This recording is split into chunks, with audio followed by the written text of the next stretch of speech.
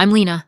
I'm 26, and for the past 6 years, I've worked 2 jobs, sometimes 3, to save up for one thing, studying fashion design in Italy. Every time I got paid, I'd take a few dollars, fold them carefully, and tuck them into an envelope taped to the edge of my mirror. I wrote Italy on it in black marker. That envelope meant everything to me. Last week, I logged into my savings account to pay the deposit for tuition. My balance, $287.43. I stared at the screen, refreshed the page. Again. Same number. It felt like someone had pulled the air out of my lungs. At first, I thought it was a glitch. Then I thought I got hacked, because I hadn't touched that money. Not once. But I was wrong. The money didn't disappear. It was taken. What would you do if someone you trusted most emptied your life savings for someone else's dream? Comment your thoughts below, because this is where my story begins. I didn't suspect anyone at first. That's just not how I was raised. I've always been the one who figures things out, who keeps it together, who doesn't ask for much. Since I was a kid, I learned to rely on myself, quietly, efficiently, and in my family, that made me the easy one, the one who didn't need special attention. Emily, my cousin, was the opposite. Emotional, fragile, the kind of person people tiptoe around. She was the center of every room, even when she didn't try to be, especially then. I remember the summer before 10th grade. I asked my parents if I could enroll in a summer art program. Nothing fancy, just local, just 2 weeks. They said no. It's expensive, Dad said. Maybe next year. A month later, Emily was flown to Japan for a cultural exchange. My mom called it a growth opportunity. At the time, I didn't question it. I thought, maybe they were right. Maybe I didn't need it as much.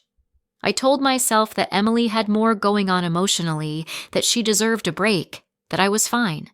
But looking back now, that wasn't fairness. That was favoritism, wrapped in gentle words and quiet expectations.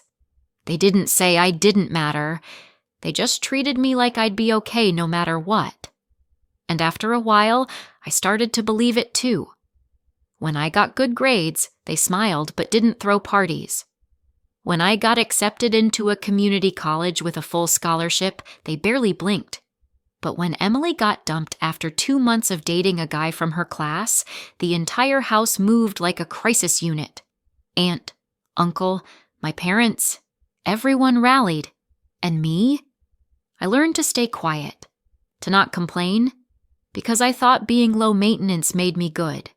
I thought being strong meant I didn't need help. So no, I didn't check that savings account very often. I didn't even think someone would touch it.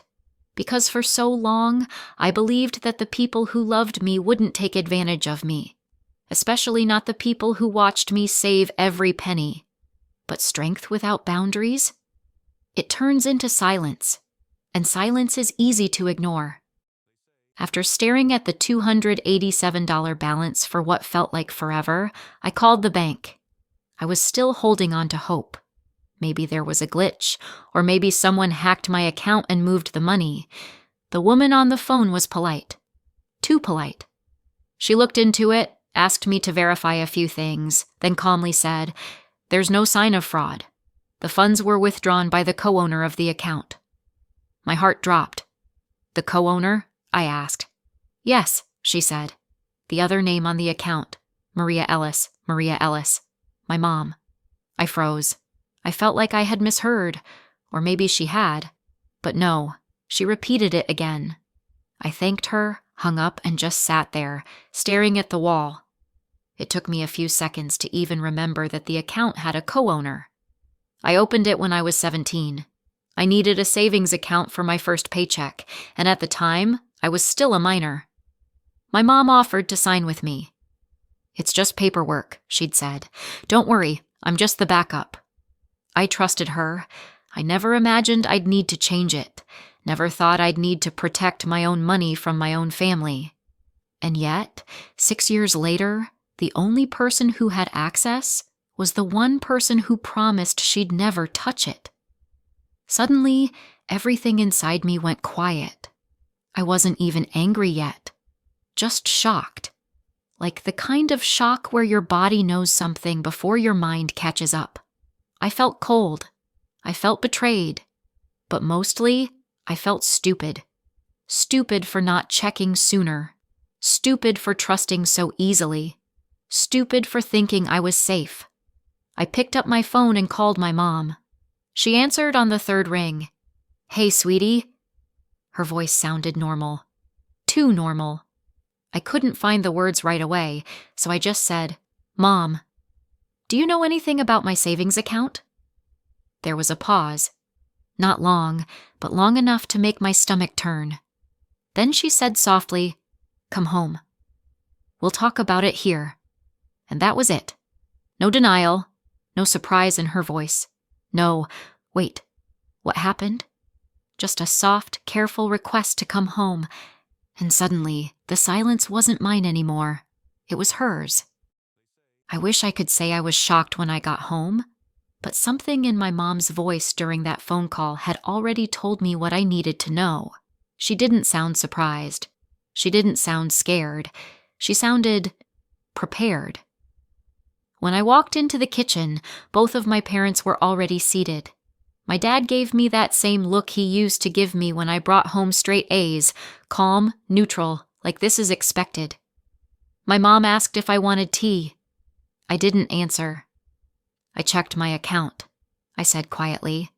"I know the money's gone. I know it was you." They didn't deny it.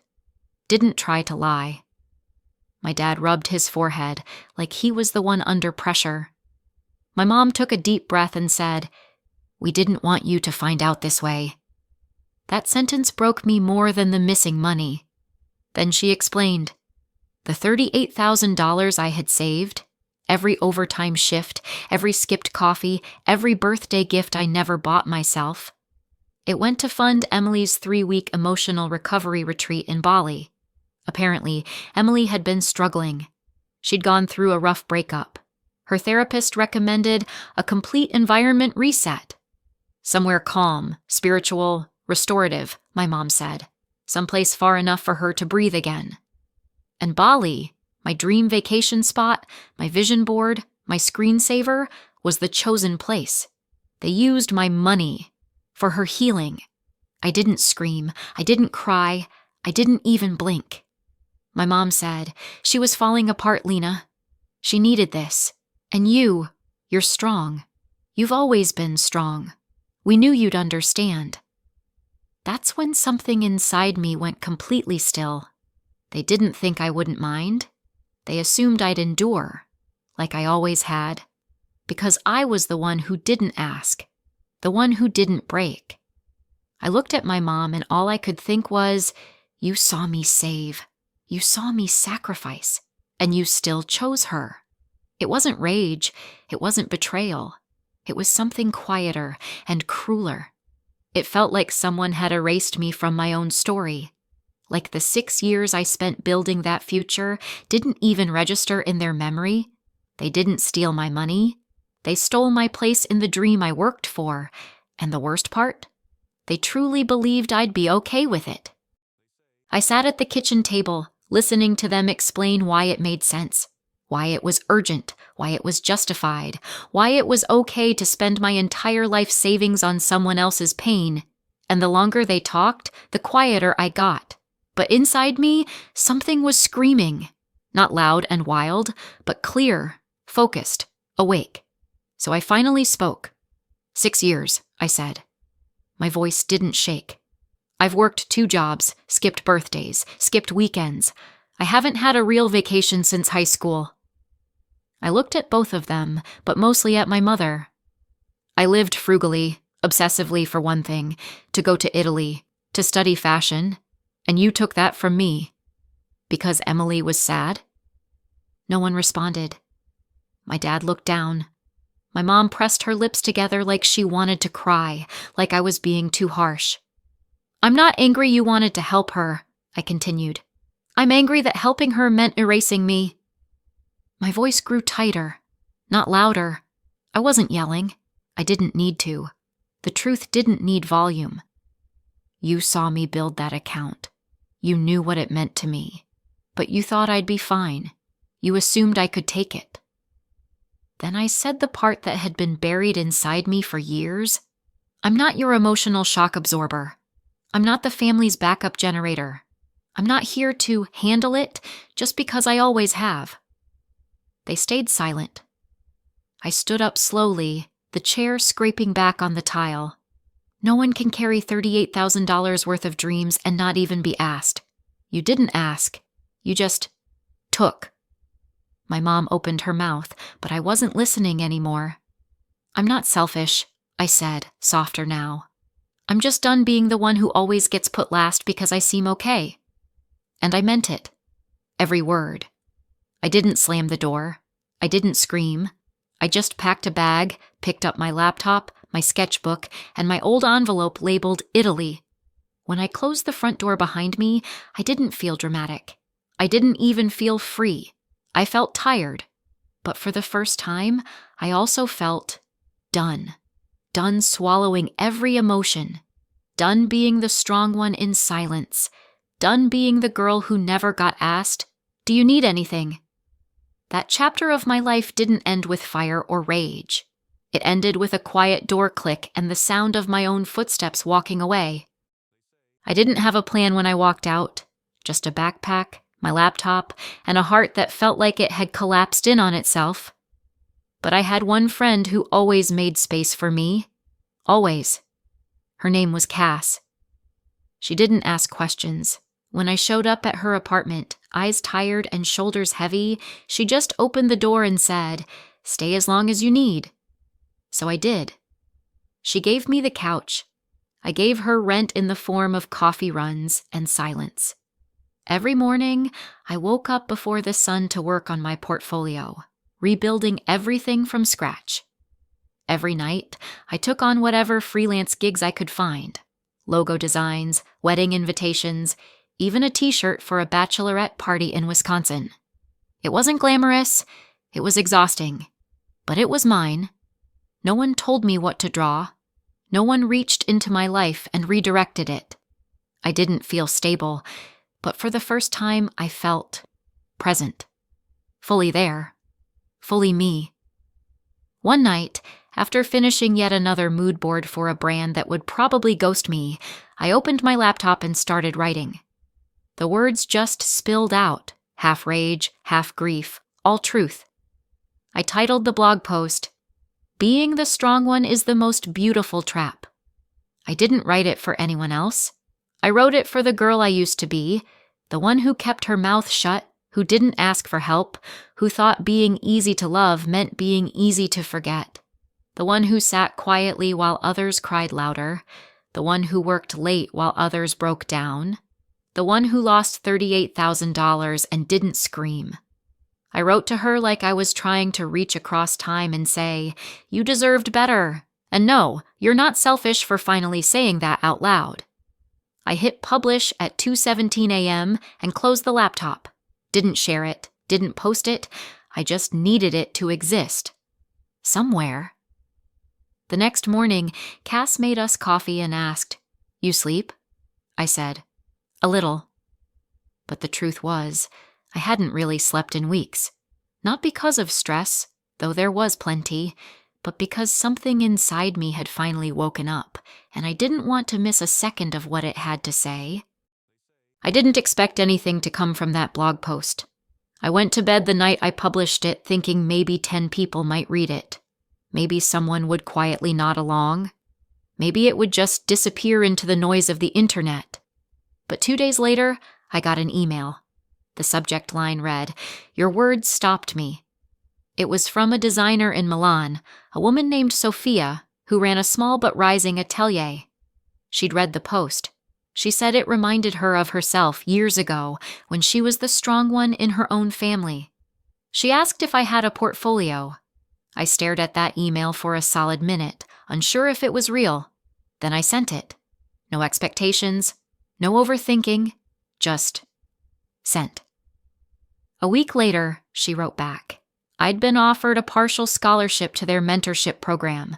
Not a full ride, not a grand prize, but enough. Enough to go, enough to say yes. And this time, it was my money, my choice, my moment.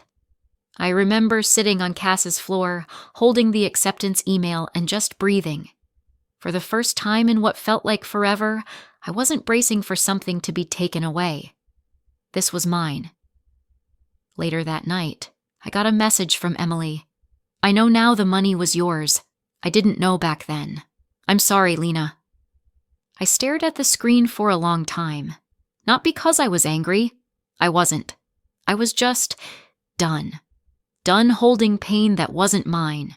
Done pretending I was okay with being last. I replied, I don't hate you, but I won't pay the price for someone else ever again. I hit send. Then I closed the chat. Not with resentment, with clarity. A week before my flight to Milan, I found the envelope. The same one I used to keep taped to the mirror. The one that once held cash and dreams and quiet desperation. I didn't throw it away. I folded it neatly, tucked it into the front pocket of my carry-on. Not as money, not as backup, but as a reminder. This was my dream. And this time, no one gets to take it from me. The day I landed in Milan, I stepped off the plane with one carry-on, one sketchbook, and that old envelope still tucked in my bag. I didn't have a fancy wardrobe. I didn't speak fluent Italian. I didn't know if I would fit in. But I knew one thing. I had fought to be here, and for once, no one else had made the decision for me. Sophia's mentorship program was intense. Long hours, harsh critiques, late nights. But it didn't scare me. I'd already learned how to survive under pressure. This time, it just had purpose. I poured everything I had into my designs. Not what I thought people wanted, not what would sell, but what felt true. Every stitch told a part of the story I never got to speak out loud. 1 year later, I stood backstage at Milan Fashion Week, watching models wear my first collection. My name was printed on the program. I was listed as a new voice in emerging design. And in the audience, somewhere near the third row, was Sophia. She gave me a tiny nod when my name was announced. Not flashy. Just enough to say, you earned this. After the show, a small local brand approached me. They wanted to buy one of my pieces for limited production. I signed the contract the next morning, but that wasn't the success. That wasn't the victory. The real win was quieter. It came the moment I realized I wasn't holding my breath anymore. I wasn't bracing for someone to step in and take what I'd built. I wasn't proving anything. I was just existing. Fully. Freely. No longer shrinking. No longer apologizing for taking up space. I didn't need anyone to say sorry. I didn't need the people who hurt me to understand it all. All I needed was to know I chose myself, and I didn't disappear for anyone this time. Let me ask you something. Have you ever been the strong one in your family? Tell me your story. I'm here, and I'll listen. Follow if you're learning, like me, how to stop shrinking and start choosing you.